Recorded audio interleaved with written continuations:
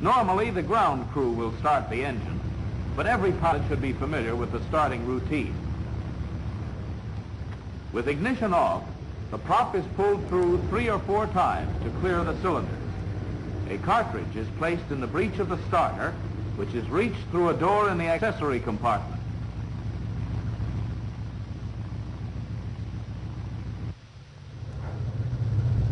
Cowl flaps open.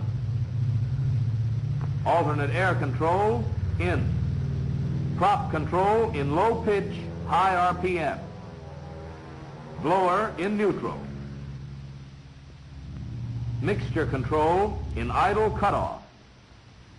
With fuel selector on reserve, the booster pump is used to raise fuel pressure to about 17 pounds.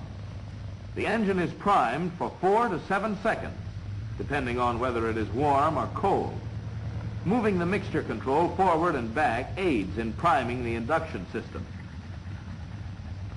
And the cartridge starter, energized by means of the switch on the distribution panel, must be held on until the engine runs smoothly, as it also controls the ignition booster.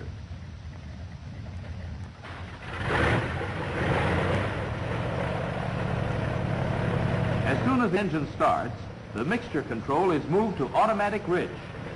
Do this slowly to avoid flooding the engine, and adjust the throttle to give not more than 750 RPM.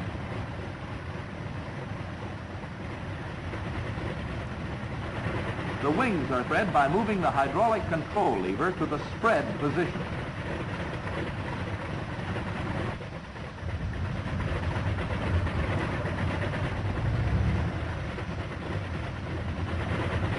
When the wings are fully extended, the small doors at the wing joint close, indicating that the hinge pins are in position.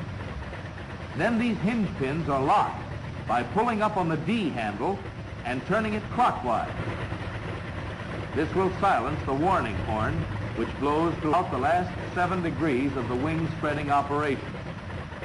As you go up in horsepower and performance, it becomes more and more important that you take nothing for granted. You must know all about the controls, operating mechanisms, and power plants. There are more than the usual number of hydraulic devices, and you need to be familiar with their functions. The cowl flaps have no indicator, but you can see their position from your seat. The intercooler flap position can be seen on the indicator, because the position is impossible to see from the cockpit. The same is true of the oil cooler flap. The three-point attitude of the airplane on the deck will vary depending on whether the tail wheel has a pneumatic tire or one of solid rubber.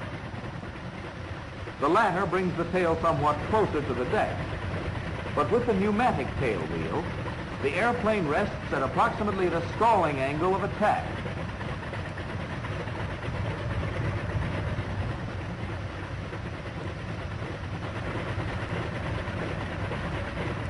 The shocks are removed.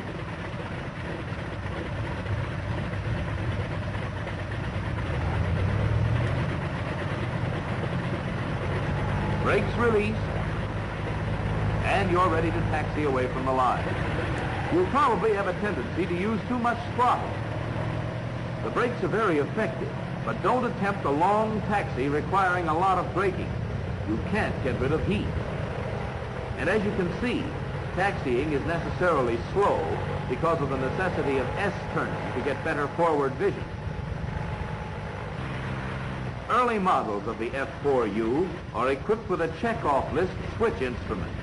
When this switch is turned to takeoff position, the warning horn for the landing gear will not blow. Later models, however, do not have the check-off switch instrument. The check-off lists for taking off and for landing are placed on separate plates mounted on the instrument panel. Prior to takeoff, you'll check the following: wings and lock. Arresting hook control, up. Otherwise, you will be unable to retract the wheels after takeoff. Fuel tank selector on reserve. A 50-gallon standpipe in the main tank. The main tank is pressurized and self-sealing. It has a total capacity of 230 gallons and is the only tank to have a quantity gauge. You have a 57-gallon tank in each of the outer wing panels for use in cruising. They're equipped with a CO2 vapor dilution system, but are not pressurized. Mixture control is automatic rich and blower in neutral. Propeller control down for maximum RPM on the takeoff. Cowl flaps 2/3 open. Intercooler closed. Oil cooler open as required. Set the rudder tab 6 degrees right. Aileron 6 degrees right wing down. Elevator tab 1 degree nose up. These settings compensate for left wing heaviness due to engine torque. Alternate air control in. Here's the flap control. But we have a good runway at this field, and this first takeoff will be with flaps up. When the oil temperature is above 40 degrees and cylinder head temperatures are above 120 degrees, open up to about 30 inches in full low pitch. Check your mags fairly quickly. The drop shouldn't exceed 100 RPM. It is usually between 50 and 75. Freedom from vibration, a good indication that the big engine is functioning properly. When you've gone through the checkoff list and you're all set, lock the tail wheel and take off into the wind. Ease the throttle forward and approach full power in step.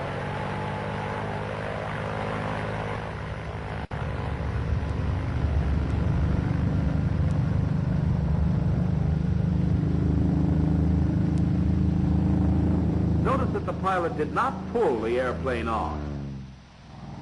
He avoided a stall position by flying off the field.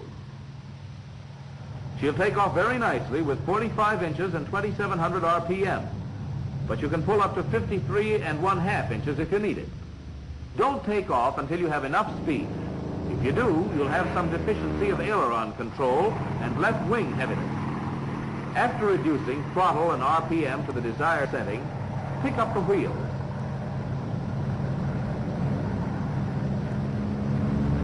Let's go back and make a takeoff with the flaps down.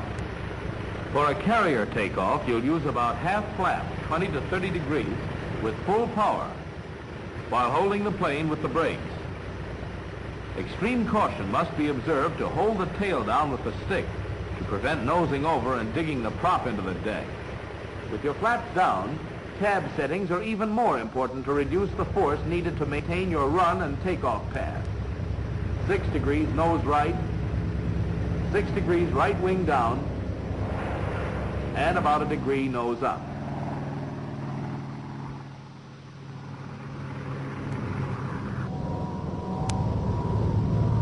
After you have retracted the landing gear, when you have 110 to 120 knots, bring the flaps up in easy stages, about 10 degrees at a time. This way you can control a flap failure and you won't lose altitude. You can maintain your altitude and climb. You can use your full takeoff power for a military climb of about 3,000 feet per minute. But after 5 minutes, you must throttle back to normal rated power for continuous operation. 43.5 inches at 2,550 RPM in neutral blower. With this power setting, your rate of climb will be about 2,000 feet per minute at a best climbing speed of 125 knots. At about 8,000 feet, you will have lost about 3 inches of manifold pressure. If you want to continue the same rate of climb, you must throttle back 3 to 4 inches of mercury, open the intercooler flaps, and shift to low blower. Increase your manifold pressure to 47.5 inches and keep climbing.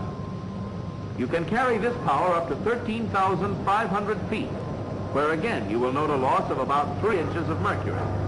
If you want more altitude, throttle back to lose an additional 3 or 4 inches and shift to high blower, followed by 48 inches of manifold pressure.